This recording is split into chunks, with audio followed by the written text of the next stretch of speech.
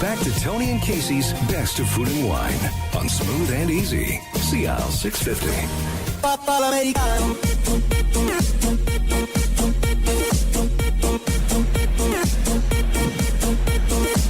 Welcome back to the Best of Food and Wine. I'm Tony Gismondi. I'm Casey Wilson.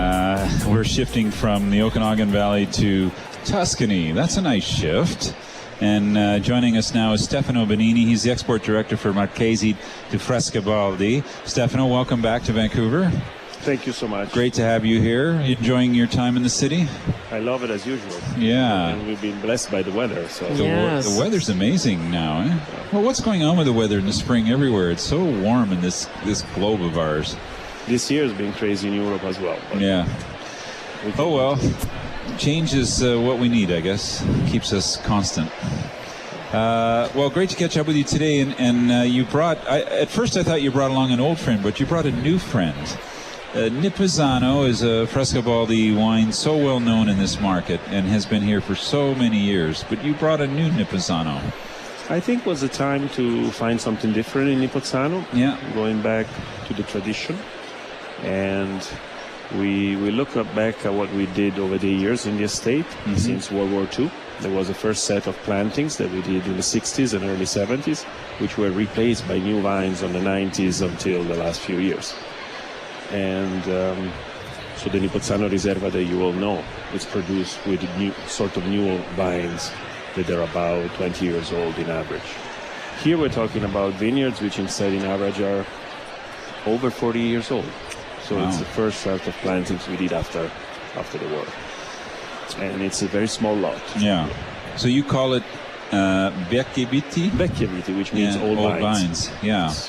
And but people talk about old vines, but what are old vines? Like, what is the difference for when someone's thinking about buying a wine that's made from old vines? At this stage, there is a dramatic difference compared to the new vines.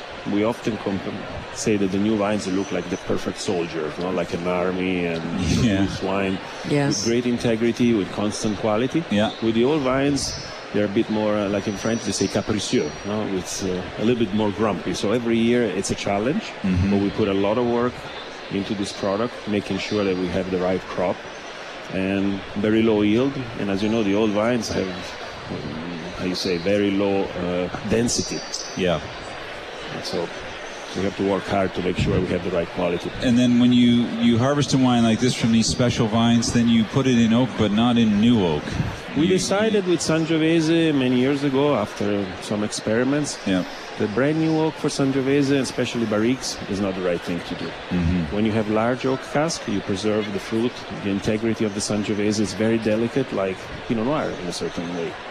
We think Nippesano, it's very similar to the style of a great Pinot Noir. Yeah. Are you encouraged by the reception sort of worldwide now for red fruit wines and wines of elegance? Like, I feel like there's a sea change amongst some level of consumer to really embrace perhaps the style of Sangiovese in times before, like, sort of post-Super Tuscan. It's more interesting. We went through a period of time where certainly the fruit bombs were a bit like the big thing, the big deal. Yes, that's right. Wines which were impressive. We can associate, when you drink one of those big wines, when you are racing to get the right time and to be the fastest. Yes. But it's just to get the pole position, as we say. Yeah. Wines like this, you actually go through the night and they're very smooth and you win the race, maybe. Yes. So they're much more settled. Sometimes it's too much, too powerful. You can't drink a lot of it. It's a lovely wine. Beautiful wine. It's almost like a gentle wine, eh? It's incredible. I think Sangiovese, if it's planted in the right spot, can produce some amazing results. Yeah. And then you can age it for a long time, actually. The acidity that we have in Nippesano. How long do you think a bottle of... Well, Nippesano is one of the wines that ages so great. So long. Yes. It's proper store, etc. And even in the Magnum side, you can age it 10, 15 years. Yeah, no it's problem. one of the great buys in the county buys in the market, because often people buy it and they just put it away for 6 years.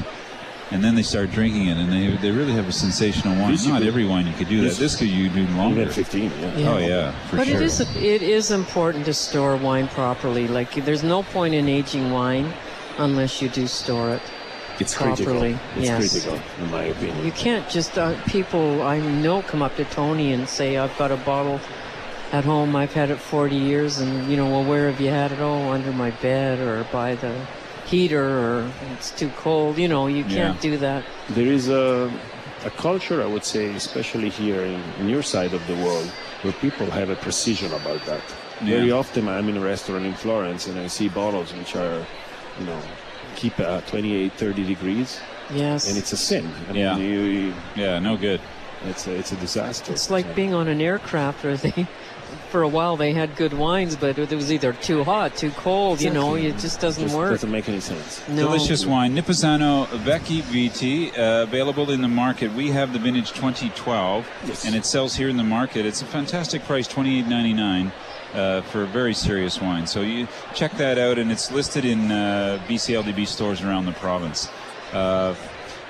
And we should mention something to eat it with. Yes. Well, I don't know what you Tuscans have a wide range of foods, but we do too. It's true. I would say red meat is a classical, like beef. It's a classical type of dish. Or a pasta with ragu. Pasta with ragu. Mm-hmm. It's a bit more north, like Bologna, but definitely. This is versatile. So what about cinghiale? Can we have some wild boar or cinghiale? You have to be a good hunter, I would say. Not afraid, anyways. Well, delicious wine. We chatted earlier. We said, why don't we have some fun when you come by? You produce the most amazing olive oil. Tell us a little bit about the culture of olive oil and what you do at Frescobaldi. And it's kind of opposite to wine. You don't want to age olive oil. Not at all. And we had, in a certain way, a tragedy, a disaster back in 1985 because of a frost. Yeah. We lost probably 80% of the production in our region. Ooh. And was the beginning of the rebirth of a new style of olive oil done with more precision. Yes. But we had to wait, I would say, 4 years before we were actually able to reproduce some olive oil.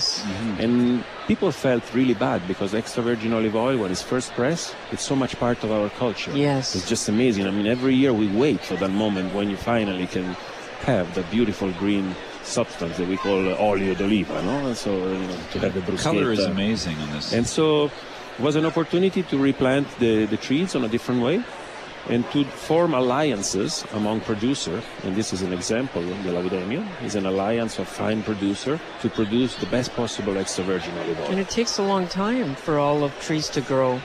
It takes quite a bit. It took us 5 years just to have some decent recover, to recover. So Laudemio, the group that produces Laudemio, has set a higher standard than normal for extra virgin olive oil? That was the objective. Yeah. That was the objective, to be able to start all over again. Yes. Producing the finest quality. Yeah. And then there is a panel that tastes all producer olive oil, making sure that the quality is appropriate. Yeah. And if it gets the approval, you can put it in this very nice bottle. Wow. So this is... It almost looks like jewelry. The color and the bottle. It's beautiful packaging. I think one of the secrets of achieving this level of quality is to make sure that you crush the olive an hour. Exactly, very quickly. So you keep the acidity very low. And you mentioned before that this could be perished quite soon. But in reality, if you keep the acidity very low, you can keep it for a while. Yes. Making sure that it is in a dark place. Exactly. You don't want any light. You don't want any heat. Absolutely. It's an amazing food. My goodness, yes. It's part of your diet, but it's so good with so many different things. Oh, you can put it over, ribollita or salad or all kinds of things, even pasta. Yeah. It makes it just even more rich. Yes. Even just a nice piece of bread. That's it. Yeah. Sometimes that's a meal on its own. I know. Yeah. There's nothing better. Yep. So, things are good at Frescobaldi. Things are excellent. We don't see Leonardo anymore in the market, but Leonardo will make sure that next time he's here. Yeah, he's in good shape now. He's in good shape. Yeah. Oh, that's great. Great to hear. He's always a tiger. So yeah, the family goes on. The family goes on. We're trying to make to stay out of trouble, I would say, and to come out with some new projects. It doesn't sound very Italian, staying out of trouble. I know, we are disorganized chaos. So there'll be other new projects that what sort of things are you thinking about at Frescobaldi? Well, the next big thing that we have is to develop the estate in Maremma. Okay.